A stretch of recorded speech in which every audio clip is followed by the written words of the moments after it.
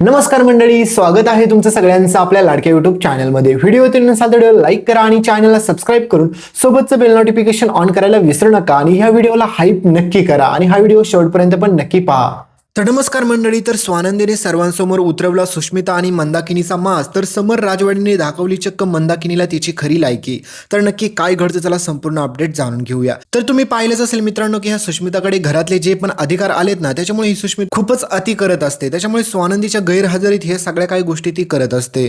तिला वाटत असतं की ती काही करेल म्हणजेच तिला कोणी काही बोलणारच नाही. पण मित्रांनो, पुढे ती सगळ्यात मोठी चूक अशी करते, कारण की तुम्हाला माहितीच आहे की राजवाड्यांचा पारंपरिक दागिना तिने चक्क आता तिच्या आईला गिफ्ट केलेला असतो आणि त्याच गोष्टीमुळे किती मोठा राडा झाला हे तुम्हाला माहितच असेल. कारण की मात्र आता आजीला ते सत्य समजतं. त्यावेळेस मात्र आजी प्रचंड रागवते आणि आजी म्हणते की हा आपला पारंपरिक दागिना तू तुझ्या आईला का दिलाय सुष्मिता. त्यावेळेस मात्र सुष्मिता म्हणते की घरातील सगळे अधिकार माझ्याकडे आहेत, त्याच्यामुळे मी ठरवलं द्यायचं, मग मी काही करू शकते, त्याच्यामुळे मला कोणी अडवू शकत नाही. आणि त्याच वेळेस मात्र मल्लिका म्हणत असते की अगं सुश, तसं नसतं, आईंना विचारल्याशिवाय काहीच करायचं नसतं, हे पारंपरिक दागिने आहेत आमच्या घराचे. म्हणजेच मित्रांनो, या ठिकाणी ह्या मल्लिकाने खूप जबरदस्त मास्टर माइंड प्लॅनिंग खेळलेला असतो. तिला माहित असतं की कशा प्रकारे आता सर्वांसमोर, म्हणजेच आता एकीकडे स्वानंदीकडून तर जबाबदारी निघून आली, म्हणजे स्वानंदी तर आता त्या घराची जबाबदारी परत स्वानंदीला भेटणार नाही असं तिला वाटत असतं. म्हणजेच किजोरीच्या चाव्या आता सुष्मिताकडे द्यायच्या लायकीची पण ती नाहीये, हे पण मल्लिकाला सर्वांसमोर दाखवायचं असतं. आणि तिला वाटत असतं की हे सगळं केल्यामुळे एक हाती सत्ता तिच्याकडे परत रिटर्न येईल, म्हणजेच घरातील सगळे काही जबाबदारी, किजोरीच्या चाव्या आणि सगळे काही अधिकार तिचेच परत एकदा चालतील. हे सगळं मात्र आता मल्लिकाला वाटत असतं. पण मित्रांनो, कहाणीत येतो सगळ्यात मोठा ट्विस्ट. कारण की तुम्हाला माहिती आहे की ही मंदाकिनी, तिला कधीच काडीची अक्कल नाही, मी आधीपासून बोलत आलोय. कारण की मित्रांनो, हिला फक्त पैसा आणि धन याच्या पलीकडे काहीच दिसत नाहीये. कारण की तिला वाटतं की आपल्याला पैसा भेटतोय ना, मग कसा भेटतोय, काय भेटतोय, त्या गोष्टीकडे लक्ष द्यायचं नाही. आणि याच्यामुळे खूप साऱ्या गोष्टींमुळे आपल्या स्वानंदीच्या बाबांना याच्या अगोदर खूप सारा अपमान सहन करावा लागलेला असतो राजवाड्यांचा. म्हणजेच तुम्हाला माहिती आहे की समर स्वानंदीच्या लग्नामध्ये ती दागिन्यांची चोरी, सगळ्या काही गोष्टी तुम्ही पाहिल्या असतील तिथून पाठीमागच्या. मग त्याच्यामुळे मात्र ह्या मंदाकिनीला काडीची अक्कल नसते. मी असं का म्हणत असतो, कारण की ह्या मंदाकिनीने पहिली गोष्टी चूक केली की अंशुमानचा आणि सुष्मिताच्या लग्नाला परवानगी दिली. आणि त्याच्यानंतरची सगळ्यात मोठी चूक म्हणजे ही अशी दागिन्यांना, जी पण तुम्ही पाहिलंच ना, दागिने तिला किती आवडतात, त्याच्यामुळे ती अशी तिच्या मुलींकडे दागिने मागून घेणं तर किती चुकीचं वाटतंय, ते पण त्यांचे पारंपरिक दागिने. आणि सगळ्यात मोठा कहाणीतला ट्विस्ट, कारण की तुम्हाला माहितीच आहे मित्रांनो, समर आणि स्वानंदी हे दोघेजण देखील विचार करतच असतात की काही जरी झालं ना स्वानंदी मॅडम, तुम्ही काहीच टेन्शन घ्यायचं नाही आणि तुम्ही आत्तापासून पूर्णपणे रिलॅक्स राहायचं आणि हे मी तुम्हाला सांगतोय, तुम्हाला असंच करायचंय. त्यावेळेस मात्र स्वानंदीच्या डोक्यात एक गोष्ट सतत येत असते, ती म्हणजे आता सुष्मिता कशी वागेल, सुष्मिता काय करेल, सुष्मिता व्यवस्थित सगळं काही सांभाळेल ना. त्याच्यामुळे समर म्हणत असतो की हे बघा स्वानंदी मॅडम, तुम्ही जास्त विचार करू नका, तुम्ही जास्त टेन्शन पण घेऊ नका आणि तुम्ही एकच गोष्ट फक्त आता तुमच्या डोक्यात लक्षात ठेवा की तुम्ही आता सुष्मिताचा काहीच विचार करायचा नाही इथून पुढे. मग हे सगळं ऐकल्याच्यानंतर स्वानंदी म्हणते की मग असं कसं मी विचार नाही करायचा, म्हणजेच तुम्हाला माहिती ना राजवाडी काय होऊ शकतं पुढचं, कारण की सुश अजून खूप लहान आहे हो. त्याच्यामुळे समर म्हणतो की आता सगळ्या गोष्टी हाताच्या बाहेर जायला लागल्यात, म्हणजे सुष्मिता आता व्यवस्थित वागत नाही, व्यवस्थित राहत नाही आणि सुष्मिता तिच्या मनाला येईल तशा गोष्टी करते ना, त्याच्यामुळे आता घरातील अधिकारी आपल्याला बदलावे लागतील. मग स्वानंदीला वाटत असते की ते अधिकार आता तिच्याकडे येतील का काकूंकडे जातील. म्हणजे स्वानंदीला असं वाटत नसतं की ते अधिकार तिच्याकडेच यावे, पण तिचं एवढंच म्हणणं असतं की हे जर काकूंकडे गेले तर खूप मोठे परत प्रॉब्लेम होऊ शकतात. पण समरचा तर काकूंवरती डोळे झाकून विश्वास आहे, तुम्हाला मी आधी पण बोललोय. त्याच्यामुळे समरचा असा सहजासहजी डाऊट तर तिकडे जाणार नाही. आणि हा सगळा प्रकार घडल्याच्या नंतर मित्रांनो प्रकार येतो तो म्हणजे आता दागिन्यांपर्यंत. आता सुष्मिता आणि स्वानंदीमध्ये जोरदार भांडण होतं, हे तुम्ही पुढे पाहाल, कारण की त्या दागिन्यावरून. कारण की स्वानंदीमध्ये की अगं सुश, तुला कळतं का नाही, हा आपला पारंपरिक दागिना आहे, असा आईला कसं दिला तू, म्हणजे कसं केलं हे सगळं.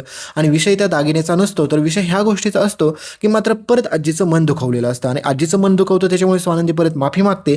म्हणजेच आता तुम्हाला माहिती की स्वानंदी म्हणते की माझ्याकडे दुसरं ऑप्शन तरी काय आहे, मी आजीची माफीच मागू शकते, याच्या पलीकडे मी काहीच करू शकत नाही. आणि समोरचं म्हणणं असतं की स्वानंदी मॅडम, प्रत्येक वेळेस तुम्ही माफी मागायची काहीच गरज नाही, त्याच्यामुळे आपल्याला आता सगळ्यात मोठा निर्णय घ्यायचा आहे आणि निर्णय घेते स्वतः आजी. आजी म्हणते की ही सुष्मिता उठसूट काही गोष्टी करते ना, त्याच्यामुळे मला आता सगळ्यात पहिली तर ही गोष्ट केली पाहिजे की मात्र काही जरी झालं ना, काही जरी तरी मात्र आता मला ते अधिकार सगळे काही तिच्याकडून काढून घेतले पाहिजे. आणि आता फायनली मित्रांनो सुष्मिताचा चॅप्टर एंड झालेला असतो आणि घरातील सगळे काही अधिकार आता स्वानंदीच्या हातात येणार असतात. पण त्यावेळेस मात्र सगळ्यात बेकार तोंडावरती पडते ती व्यक्ती म्हणजे ही मल्लिकाच डायरेक्ट स्वतःहून म्हणते की आई, तुम्ही पाहिलेच ना सुशने कशा प्रकारे आपल्या घरातील पारंपरिक दागिने चक्क तिच्या आईला दिले. त्यावेळेस मात्र सुष्मिताचे डोळे उघडतात. सुष्मिता म्हणते की हे काय बोलते मल्लिका काकू, म्हणजेच तिची सासू, कारण की मल्लिकानेच हे सगळं करायला लावलेलं असतं.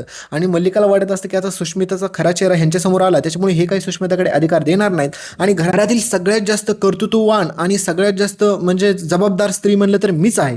त्याच्यामुळे आता ही सगळी जबाबदारी माझ्या हातात येईल. त्याच्यामुळे मात्र आता मल्लिका म्हणत असते की आई ही जबाबदारी तुम्ही माझ्याकडे द्या. मग त्यावेळेस मात्र आता तुम्ही पाहायला भेटेल की आपली आजी एवढी हुशार असते की आजी म्हणते की बाजूला होतो, तुला काय माहिती, ही सगळी जबाबदारी फक्त स्वानंदीकडेच जाईल आणि स्वानंदीच्या हातात परत घराच्या तिजोरीच्या चाव्या येतात.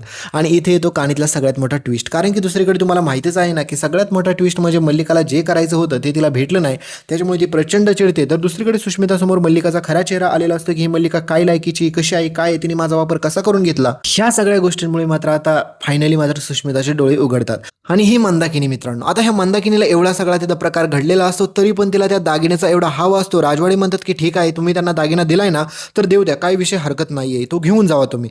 मन मित्रांनो, तुम्ही एक गोष्ट सांगा, ह्या मंदाकिनीला थोडी तरी अक्कल पाहिजे, थोडी, की आपण ह्यांचा पारंपरिक दागिना कसा घेऊन जायचा. पण त्यावेळेस मात्र आता राजवाड्यांनी जरी परवानगी दिली तरी स्वानंदी म्हणत असते की असं कधीच होणार नाही, कारण की ह्या राजवाड्यांचा पारंपरिक दागिना आहे ना, तर तू घेऊ नको आहे, आपण तुझ्यासाठी दुसरा काहीतरी ऑप्शन काढू, पण हा दागिना तू घेऊन जाऊ नको, कारण की तो आजीचा आहे. आणि ज्यावेळेस मात्र ह्या सगळ्या गोष्टी घडतात त्यावेळेस मात्र स्वानंदी तो दागिना परत रिटर्न घेते आणि त्यावेळेस मात्र ही मल्लिका आणि सोबतच मात्र ही मंदाकिनी. आणि मल्लिकाला तर मज्जाच पाहिजे असते, कारण की मंदाकिनी आता करते काय, तर मंदाकिनी एवढ्या काय गोष्टी बोलते आपल्या स्वानंदीला आणि म्हणते की तुला आजपर्यंत वाटलंच नाही ना की मी तुझी आईसारखी आहे, कारण की तू सावत्र मुलगी आहेस ना माझी, त्याच्यामुळे तुला हे सगळं असं वाटतंय की मला काय मिळावं नाही. आज जर तुझी आई जर माझ्या जागेवरती असते ना स्वानंदी, तर तू ह्या घरातील सगळे काय दागिने मन काय म्हणेल तसल्या गोष्टी दिल्या असत्या. पण मी कधी काय मागितलंय का? तरी पण तू सारखं तुझ्या बाबांना काही ना काही देत असते ना, त्या घरात मदत करतच असते ना पैशाची. त्यावेळेस मी कधी काय बोलले का तुला? तू रोहनला पैसे देते, तू तुझ्या बाबांना पैसे देते, मी त्यावेळेस काहीच बोललो नाही. आणि जर माझ्या स्वतःच्या मुलीने जर मला एक दागिना दिला तरी पण तू तुला देखवत नाही.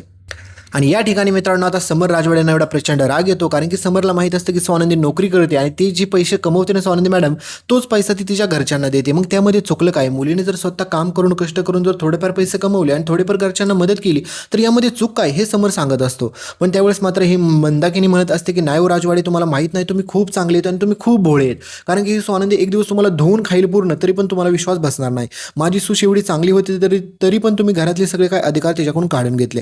मग समर राजवाडी एवढा चिडतो, एवढा भडकतो आणि ह्या मंदाकिनीला त्या ठिकाणी तिची लायकी दाखवतो आणि म्हणतो की तुम्ही आत्ताच्या आता आमच्या घरातून चालते व्हा, कारण की तुम्ही जर इथून पुढे माझ्या बायकोला एक शब्द जरी बोलला ना तरी माझ्यासारखा वाईट माणूस कोणीच नाही. आणि हे सगळं पाहून मित्रांनो एक गोष्ट समजलेली असते की समरचं आपल्या स्वानंदीवरती प्रचंड म्हणजे प्रचंड प्रेम आहे.